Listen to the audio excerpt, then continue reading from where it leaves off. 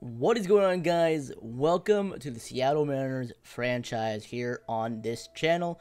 They're going to be doing this series just like Cougs, but we're going to be doing it, of course, with my favorite team, along with him. He's doing the Angels, but I'm doing the Seattle Mariners, my favorite team, the team I root for, and went to opening day earlier in the week. I'm going to be doing this series 2 videos a week, hopefully. I'm planning on doing one tomorrow on Tuesday, and one's on Thursday. So Tuesdays and Thursdays, gonna try to get this one out. And my plan for the series is, say the date where I do it, Tuesday, Thursday, I'll be playing the game that's gonna be played in real life on that day. So it's kind of, kind of get the realistic vibe from it. But let's just go over this entire team and the outlook that we're trying to go for on the season. Now, of course, the highest rated player on our team, three-way tie for the highest rated player on the team. The most important part, besides Felix, in our rotation that needs to stay healthy and perform just as he did last year, James Paxton, the Big Maple. Last year, he had a career year, still had some injuries, but he performed very, very well. He went 12-5, 136 innings total pitched. He walked 37 batters, struck out 156 career high, and a career low and whip, not counting his rookie year because he only pitched 24 innings. A career low in ERA and whip with a 2.98 ERA and a 1.1 whip. A fantastic year for James Paxton, and he just needs to stay healthy. Recently in real life against the Indians, he was not healthy. His velocity was all over the place. His command wasn't there, and he allowed 6 runs in 4 or 5 innings. I forgot the amount of innings he pitched, but it was 6 runs in 4 or 5 innings, and it was really the reason why he lost the game. The bullpen was lights out, and we almost made a comeback, but it was a 6-5 loss because of the Big Maple. And he just needs to stay healthy if this team wants to compete.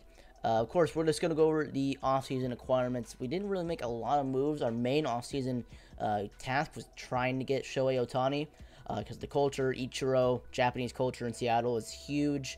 Like a rich history of Japanese players, especially Ichiro and the future Hall of Famer. And so it really didn't work out. It crushed Jerry Dipoto. Went out before all the Shohei Ohtani sweepstakes was over. We acquired D. Gordon from the Miami Marlins for a couple pitching prospects who weren't developing well for us. So yeah, in the end, it's a huge trade for us. He's going to be testing his ability in center field, which is a little iffy because he's been a second baseman and shortstop his entire career.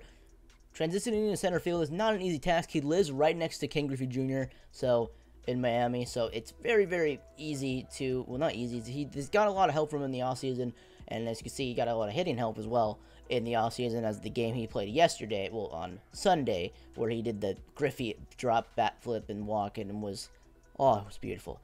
He already has a highlight catch in center field, a diving catch this year. In the spring training, he had a couple assists, so his arm strength is a little low in game. I think it should be maybe a 60, 65, but that's not really important. What's important is that he can stay healthy with the speed in the outfield. The main reason we wanted him on the team, our team in the past couple of years has been struggling on the base paths. Tons of outs on the base paths. Way too aggressive. There's no stealing going on at all. And having D. Gordon in the clubhouse as a positive environment, a friendly environment, fast as well, hit for average, can hit home runs apparently too. It's going to be a great addition to the team. Now let's just go over the pitching rotation that we're going to go into the season with. It's going to have Felix Hernandez starting off. He did start opening day. He will start opening day and be our ace in the game. Then we have James Paxton. Then we have Mike Leake, who we traded for towards the end of the season last season, and he had a 2.34 ERA in 4 starts with the Mariners last season. Went 3-1. And pitched very, very well to end off the season. Looking to have him perform well. We have Erasmo Ramirez right here, 78 overall. He's I think he's injured right now. He won't be pitching in the next series against the Giants. It'll be Marco Gonzalez, and then we're running a 4-man rotation in real life right now. So let's just run that in the game, of course. Then we have Marco Gonzalez, who is not really rated well in the game. He did perform well in spring training, hoping he can translate that. He's still young, Hope we can translate that into the season. We have Wade LeBlanc. We brought back on a 1-year deal. He was decent when he with us in 2016. It's a good lefty reliever. We have Casey Lawrence is a good long relief guy. Of course, Erasmo is going to be in the rotation when he's healthy. Juan Nicasio is a good setup guy. We signed him to a 2-year deal. I believe, 2-year deal in the offseason worth around 19 million. I believe 19 mil, over 2 years. It's that last year he had 72 in the third innings pitched, 2.61 ERA. And there's a good guy to have in our bullpen. Marcus Zepchenski is a lefty specialist. Dan Altavilla, Nick Vincent, James Ponzos, and Edwin Diaz. The electric one, Edwin Diaz. Looking to have another good year.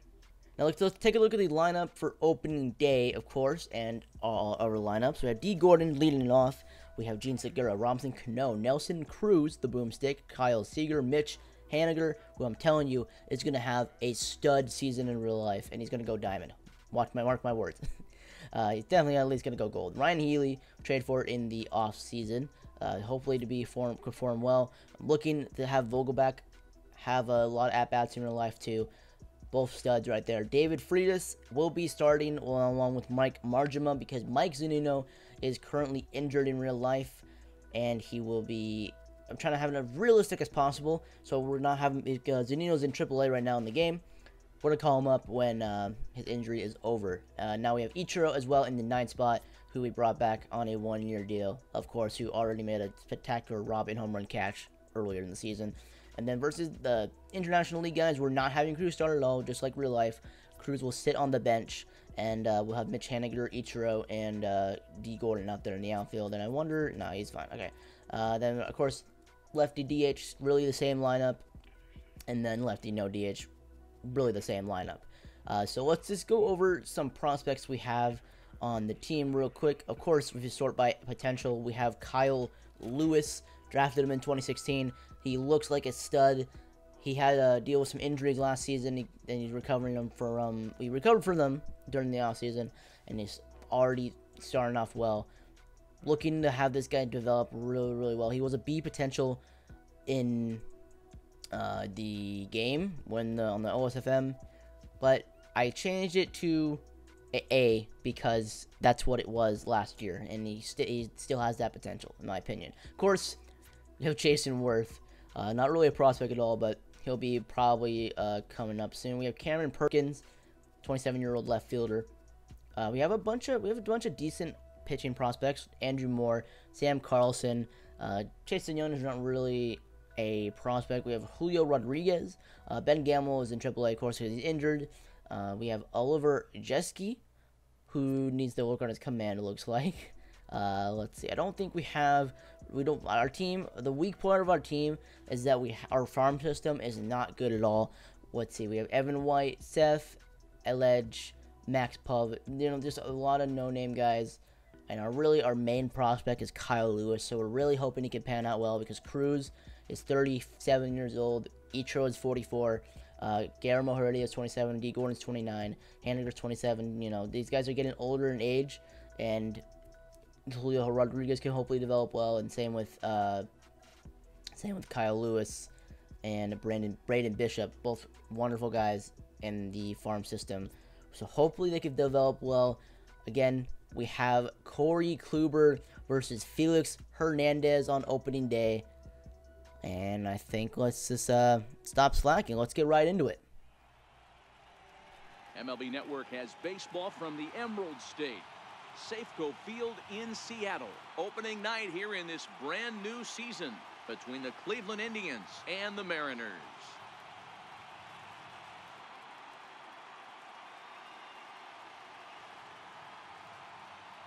Hello again, everybody. Baseball is back. Welcome to our special opening day broadcast on MLB Network.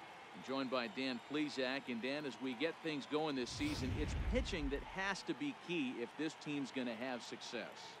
Just like any team, pitching is going to be a key factor for this ball club as the year plays out. I'm sure the staff will have its ups and downs, but if they can pitch like they can, I think this team is going to be pretty successful. It's a date that's been circled for weeks, and it's finally here. Opening night on MLB Network, and it's coming up next. Back now as we draw ever closer to first pitch. Let's listen in to public address announcer Mike Carlucci. And now, your 2018 Seattle Mariners.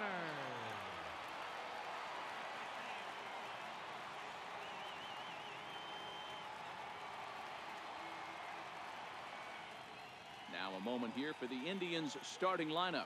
Mark, what do you have on this lineup as they go for their first win? Matty, you take a look at this lineup, I find myself thinking back to my playing days when I knew I had the ace on the mound. It had to be win day, and when you get in a car to drive to the yard, you tell yourself, even though you felt bad about it, just get 2 or 3. All the pressure's on the big boy to have to execute, and he usually does.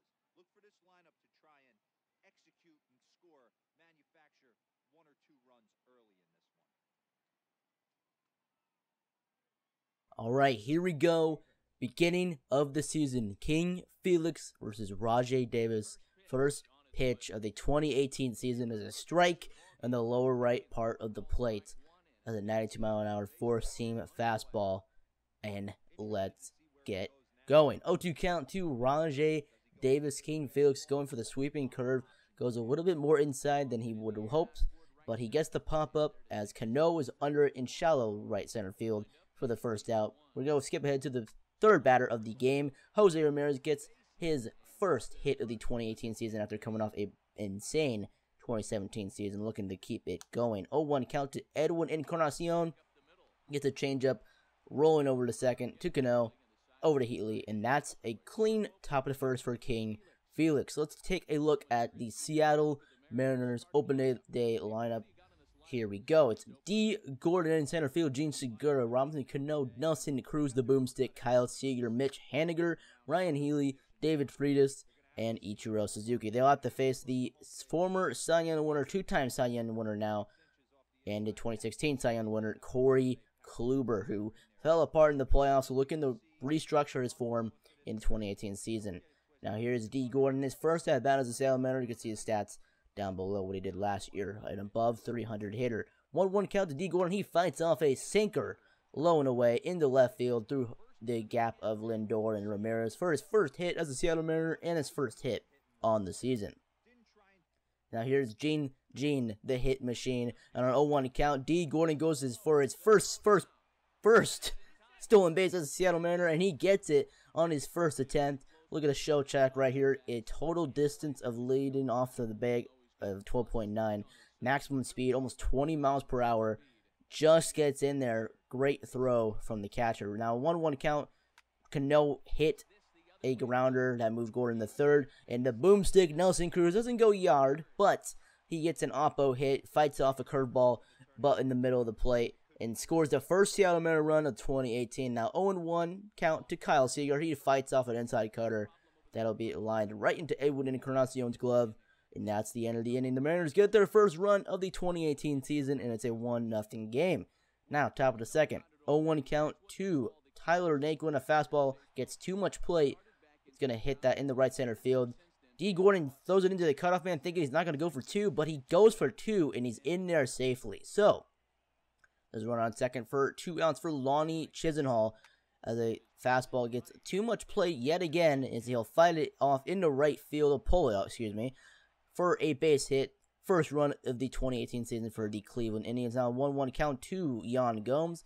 He'll get him jammed on a sweeping curve as he'll throw over to Felix to cover the bag, and that retires this side. Now, bottom of the second, runner on first for Ryan Healy, looking to get his first hit as a Seattle Mariner, recently traded from the Oakland Athletics in the offseason. He fights off a jammed pitch in the right center field. It's going to go oppo. Mitch Haniger goes his way to third.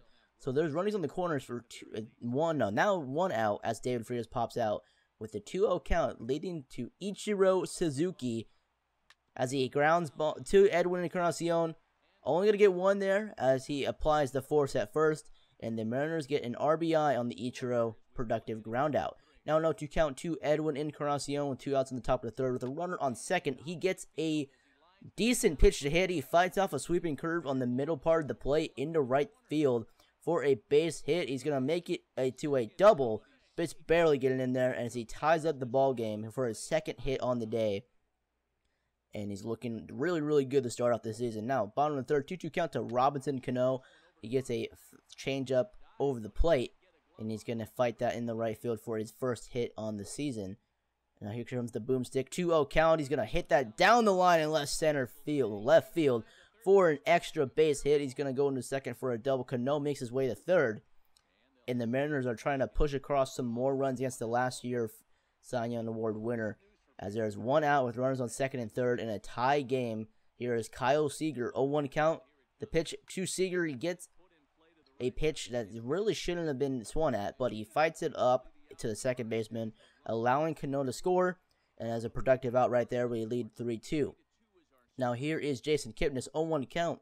One out in the in the top of the fourth. He gets a inside changeup. He fights it off somehow to left field, and Ichiro cannot get there, so it's a ground rule double. That brings up Lonnie Chisenhall as he hits it to deep left field. Ichiro will get there, though. It'll move Kipnis to third with 2 outs in the top of the fourth. Looking the base hit will easily tie this. Now here's an 0-2 count to Yan Gomes. Sweeping curve inside. Swing and miss. His first strikeout on the young season for Felix Hernandez, the king. Now, going to the bottom of the fourth, Ryan Healy looking to get another hit as a Mariner, and he goes 2 for 2.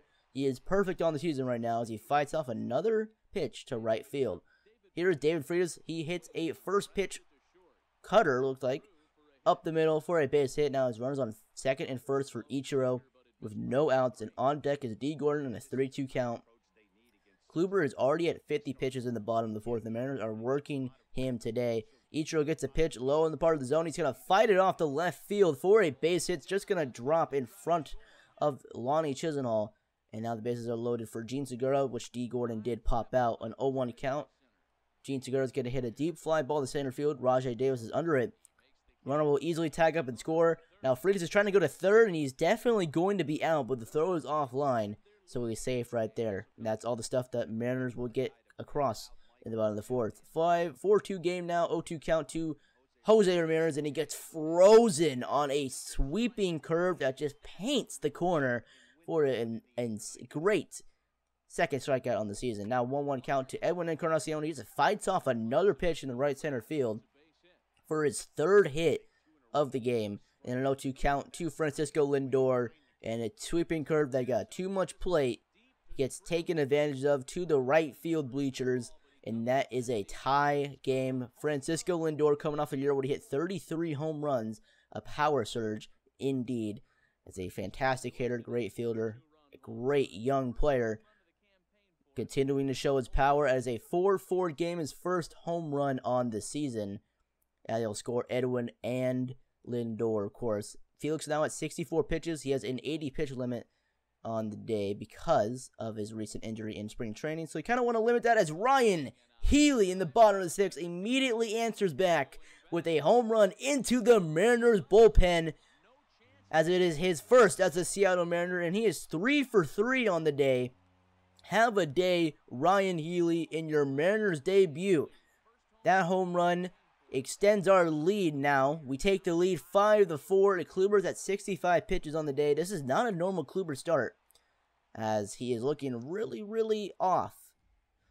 Top of the seventh now. 1-2 count to Yan Gomes. Looking to get him again on a strikeout. Oh, look at that sweeping curve. Just leaves him frozen. If Felix can utilize that pitch and his off-speed stuff, he'll continue to do great. So his third K on the day in the top of the seventh. He's going to get a Lonnie Chisenhall to fly out to D. Gordon, shallow center field. Thought that was going to drop, but that's going to do it on the day for King Felix. 83 total pitches. Went a little bit above his limit, but 7 innings, 8 hits, a walk, and 3 Ks. Not terrible. He's trying to pitch to soft contact. Great form right there. I mean, of course, the 4 runs is not something you don't want to see, but we'll work on that in the future. Dan Altavilla will come in the relief in the top of the 8th, and an 0-2 count to Jose Ramirez, just continuing his power surge. Man, 56 doubles last year, and I believe 24 home runs last season. He barrels a fastball, a little bit too much plate, gets hit into the right center field stands, and this game is tied. His first home run on the year. Dan Altavilla just came in. That was the 4th pitch of relief. Really not something you want to see. Altavilla is a flame-throwing pitcher. not great command, but he continues to stay in the game. Runner on first against Jason Kipnis, 0-2 count. And look at this slider. This slider has got way too in. Almost could have hit him, but he just fooled Jason Kipnis as that'll get him swinging. It's a 5-5 game still. Here comes Jose Ramirez in the top of the 12th. We'll fast forward all the way there. Nothing really happened since. And this is not a good moment for Altavilla. He's still in the game, working his 5th inning of relief, and he's already in a 2-0 count.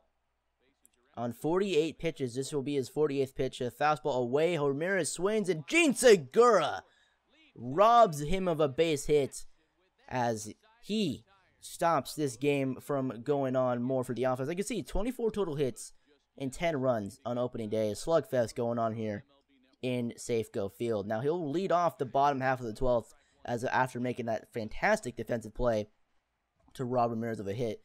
He takes a strike in the bottom lower half of the plate. It's an 0-1 count. Here's the windup in the pitch. He's going to hit that into right center field for a base hit. So that will now bring up Robinson Cano. And if Cano can't get it done, the boomstick is up next.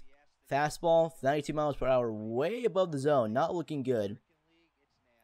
A double could potentially score the winning run. Here is the windup and the pitch, and it's right down the middle, right down Main Street. That is Cano's first home run on the season. It is a 2-run walk-off home run, and they'll send Safeco fans, Seattle fans, home happy on opening day as the Mariners win this game in walk-off fashion off of a 2-run home run by Robinson Cano. And the final score of this game will be 7-5, a slugfest all around. Around 25, 26 total hits in this game. 15 by the Mariners and 11 by the Indians. Dan Altavilla is your winning pitcher, going 5 innings in relief, 3 hits, 1 earned run, the home run that tied the game, and 1 strikeout. Healy went 3 for 5 in his debut as a Seattle Mariner. Home run, RBI, and a 2-run scored. Cano, of course, the player of the game, 2 for 6, home run, and 2 RBIs. Cruz went 2 for 5. D. Gordon went 1 for 6 in his Seattle Mariners debut. Did get a stolen base. Belizel, I don't know if I'm pronouncing that right. He does take the L, giving up one inning of work, giving up 2 runs, 2 hits, and of course the runs that mattered. Thank you guys for watching this video of the Seattle Mariners franchise. If you want to see more, hit that like button down below. If you enjoyed, let me know. Subscribe if you are new. Tune in Thursday for episode 2 of this franchise, where we'll be playing the Minnesota Twins, and James Paxton will be on the bump. Thank you guys for watching, and I'll see you guys in the next one. I like me better when I'm with you.